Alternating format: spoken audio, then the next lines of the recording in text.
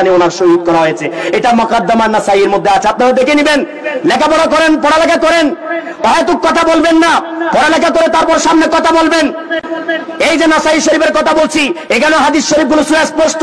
মাওলা আলীর বিরুদ্ধে, সাহাবীদের বিরুদ্ধে সর্বপ্রথম সাহাবী যে হত্যা করেছে তার নাম মুয়াবিয়া, সাহাবীদেরকে যারা লানত দিয়েছে তার নাম মুয়াবিয়া, সাহাবীদের রক্ত যে ঝরিয়েছে তার নাম মুয়াবিয়া, ইসলামকে যে উৎখাত করেছে তার নাম মুয়াবিয়া, খেলাফত যে ধ্বংস করেছে তার নাম মুয়াবিয়া, আহলে বাইতের বিরুদ্ধে যে যুদ্ধ করেছে তার নাম মুয়াবিয়া, ইমাম আকবর ইমাম হাসানকে বিষ প্রয়োগে যে হত্যা করেছে তার নাম মুয়াবিয়া, ইমাম হোসেনকে হত্যা করার জন্য কাবের এজিদের হাতে অবৈধভাবে ক্ষমতা যে দিয়েছে তার নাম হলো মুয়াবিয়া। ঠিক না ঠিক?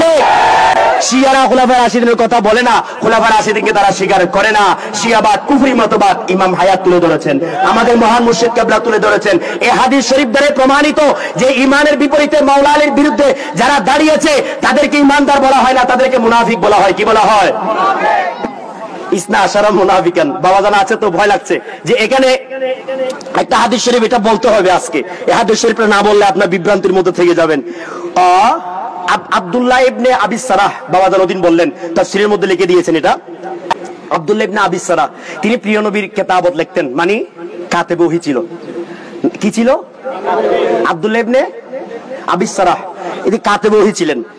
কাতেব ওহী থাকা অবস্থায় তিনি সূরা আল বাকারা, সূরা আলে ইমরান, এটা মুসলিম শরীফের হাদিস, সূরা আল বাকারা, সূরা আলে ইমরান তিনি লিখেছেন, সুন্দরভাবে লিখেছেন।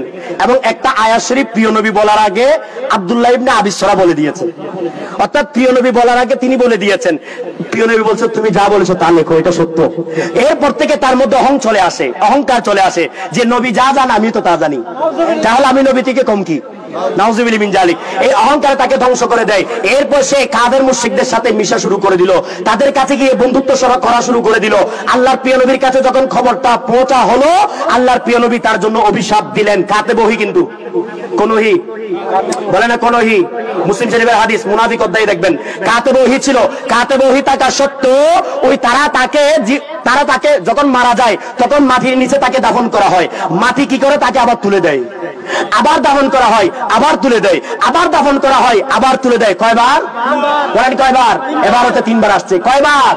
তিনবার। তিনবার দাফন করা হয়, তিনবার মাটি তুলে দেয়। প্রিয় নবী বলেছেন তাকে মাটি কবুল করবে না। প্রিয় নবী যা বলেছেন তাই সত্য। একজন কাতেব ওহী হওয়ার পরে মাটি কবুল করে নাই, কেননা তার হৃদয়ে প্রিয় নবীর প্রেম নাই। ঠিক না? যার হৃদয়ে আহলে বাইতের প্রেম নাই, তার হৃদয়ে প্রিয় নবীর প্রেম কাটতে পারে না। ঠিক না? এই বিষয়টা কমন বিষয় মনে রাখতে হবে। কাতেব ওহী হই বলে আপনারা চিৎকার করছেন, দেখেন কাতেব ওহীর কি হালত। ঠিক না? ঠিক। কাতেব ওহীর কি হালত মুসলিম শরীফের মধ্যে দেখেন। প্রিয় নবী বলছেন, হযরত আম্মার রাদিয়াল্লাহু তাআলা